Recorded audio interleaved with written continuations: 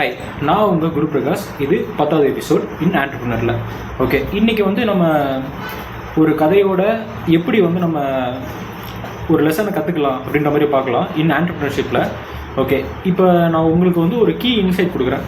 இது வரைக்கும் இல்லாததை உருவாக்குறது பேர் தான் ஸ்டார்ட் அப். அதில் வந்து உங்களுக்கு ஓகேவா, இப்போ வந்து இந்த மாதிரி இது வரைக்கும் இல்லாததை ஒன்று பண்ணணும் அப்படின்னு நம்ம சொல்லணும்னா அதுக்கு இது வரைக்கும் என்ன இல்லைன்றதை வந்து நம்ம அனலைஸ் பண்ணணும். அப்படி அனலைஸ் பண்ணால் மட்டும்தான் அடுத்தது நம்ம என்ன க்ரியேட் பண்ணலாம் அப்படின்ற ஒரு ஆப்ஷன்ஸே நம்மளுக்கு கிடைக்கும். அது இல்லாமல் இது இல்லைன்னு சொல்லி நம்மளா ஒன்று நினச்சிட்டு அதை இம்ப்ளிமெண்ட் பண்ணோன்னா கண்டிப்பாக வந்து அந்த ஸ்டார்ட் அப்பாக இருக்காது, அது ஆக்சுவலாக ஒரு பிஸ்னஸாக இருக்கும். அந்த பிஸ்னஸ் உங்களுக்கு இருக்கா இல்லையான்றது தெரிஞ்சிருக்காது. அது மாதிரி தான் சொல்லலாம்.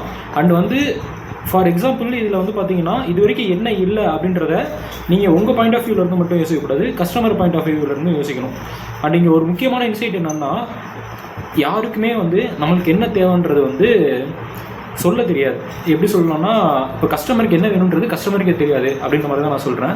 ஸோ அதை நீங்கள் கரெக்டாக பின் பாயிண்ட் பண்ணிவிட்டு அதை கஸ்டமருக்கு வந்து ஸ்பாட்லைட் பண்ணி காமிச்சு அது வந்து கஸ்டமருக்கு அண்டர்ஸ்டாண்ட் ஆகிடுச்சு, ஆமாம் இப்படி ஒன்று இருக்குல்ல, இதுதானே நம்மளை எதிர்பார்த்தோம் அப்படின்ற மாதிரி நீங்கள் திங்க் பண்ண வச்சிட்டிங்கன்னா அவர் வந்து உங்களை விட்டு போகவே மாட்டார்.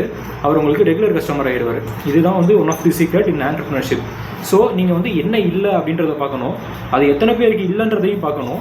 இது வந்து கஸ்டமருக்கு வந்து தேவை, ஆனால் அதை வந்து அவரால் சொல்ல தெரியல அப்படின்றது இருக்கா அப்படின்றதையும் நீங்கள் செக் பண்ணணும். அதுக்கப்புறமேட்டு அந்த ஒரு ப்ராப்ளத்துக்கு நீங்கள் சொல்யூஷன் வச்சுருந்தீங்கன்னா கண்டிப்பாக சக்ஸஸ். அதுதான் வந்து இன்றைக்கான முக்கியமான சீக்ரெட்.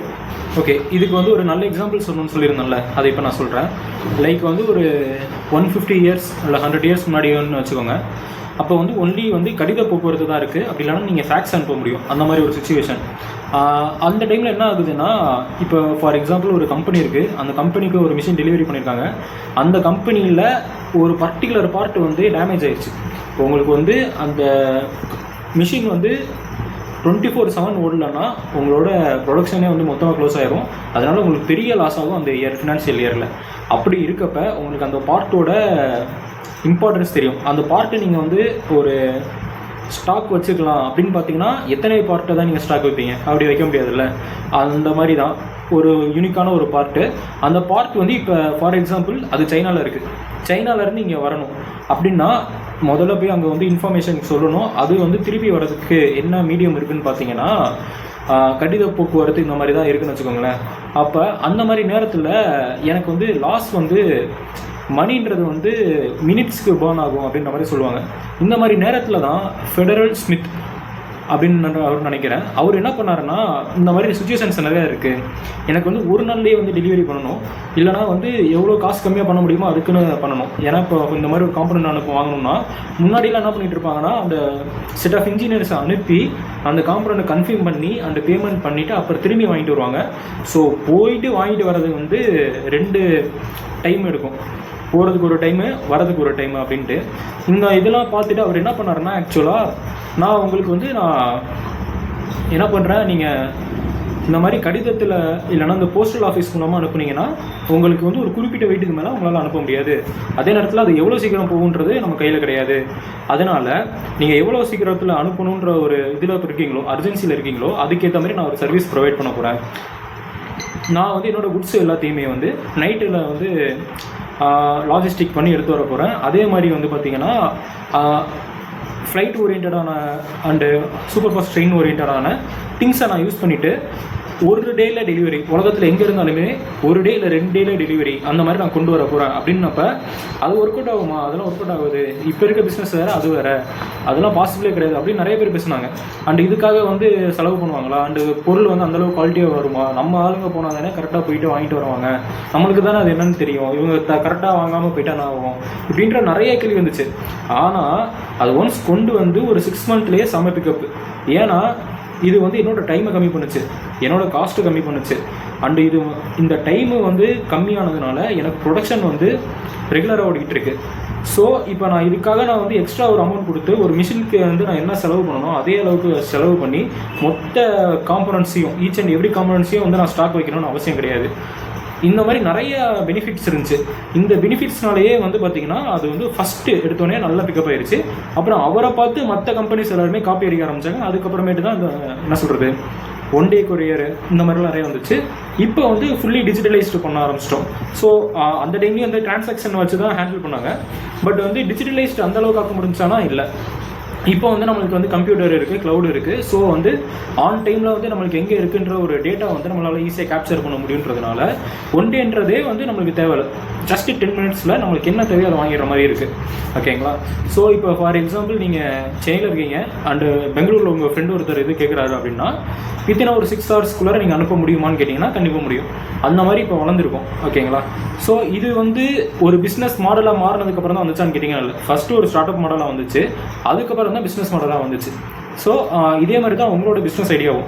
ஒன்று நீங்கள் பண்ணி அது சக்ஸஸ் ஆகிட்டீங்கன்னா அது நாளைக்கு வந்து ஒரு பிஸ்னஸ் பேட்டர்னாக மாறிடும். அந்த பிஸ்னஸ் பேட்டர்னை மல்டிபிள் பீப்புள் பண்ணுவாங்க.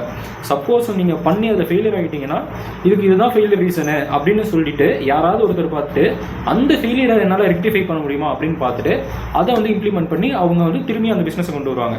அப்படி இல்லைன்னா அது உண்மையிலுமே அந்த ஐடியா ஃபெயிலியர்னால் வேறு என்ன ரூட் இருக்குது அப்படின்றத பார்த்து போயிடுவாங்க. ஸோ எப்படியா இருந்தாலும் காலம் வந்து கடந்து கொண்டே தான் இருக்கும். உங்களோட ப்ராடக்ட்டு உங்களை வந்து தூக்கி நிறுத்த போதா இல்லை உங்களோட ப்ராடக்ட்டை வந்து தூக்குறதுனால நீங்கள் வந்து ஒரு பாடமாக இருக்க போகிறீங்களா இல்லை நீங்கள் வந்து இந்த வரலாற்றோட சோடுலேருந்து மறைய போகிறீங்களா அப்படின்றது வந்து பார்த்திங்கன்னா நீங்கள் எந்த அளவுக்கு கஸ்டமரோட குறைகளை வந்து தீர்க்குறீங்க அப்படின்றத டிபெண்ட் பண்ணி இருக்குது.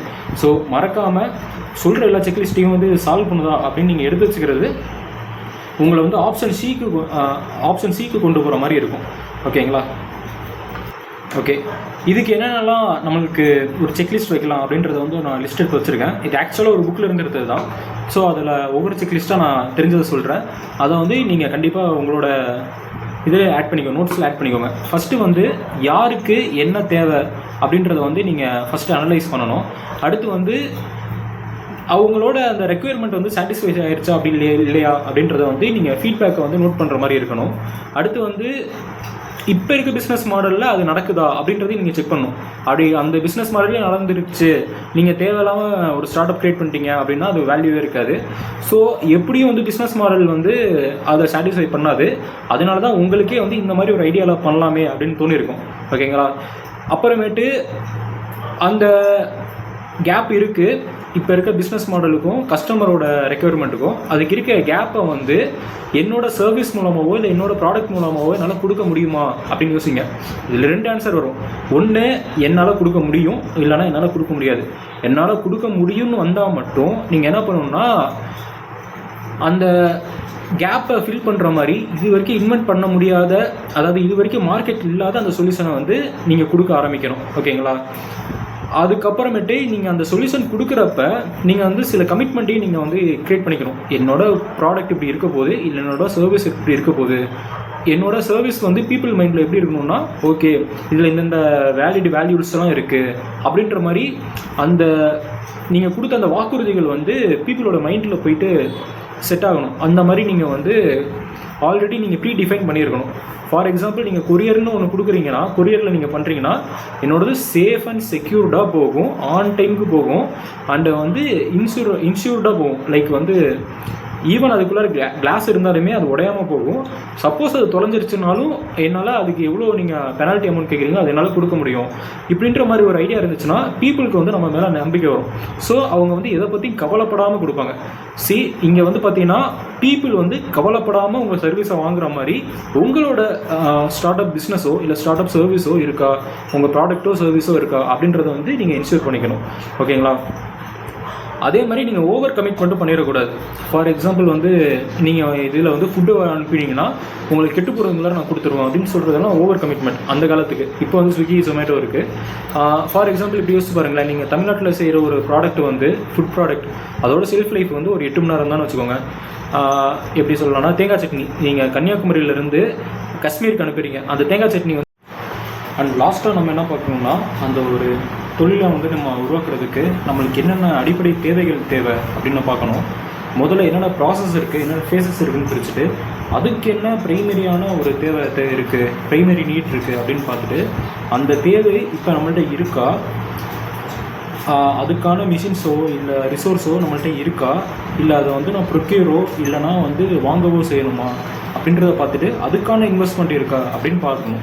இது மொத்தமாக எல்லாத்தையும் பார்த்துட்டு ஒரு பெரிய மேக்ரோஸ்கோப்பிக்கில் ஒரு வியூ இருந்ததுக்கப்புறமேட்டு இதில் எது வந்து உங்களுக்கு தேவையில்லாததுன்னு தோணுது அப்படின்றதெல்லாம் பார்த்து நீங்கள் ஆப்டிமைஸ் பண்ணணும். இந்த மாதிரி பண்ணிங்கன்னா உங்களோட பிஸ்னஸில் வந்து நீங்கள் இன்வெஸ்ட்மெண்ட்டுக்குன்னு பயப்படுறீங்களா, அது வந்து ரொம்ப மினிமலாகவே பண்ணலாம். ஃபார் எக்ஸாம்பிள், இப்போ நீங்கள் ஒரு டீ கடை வைக்கணும்னு நினைக்கிறீங்க.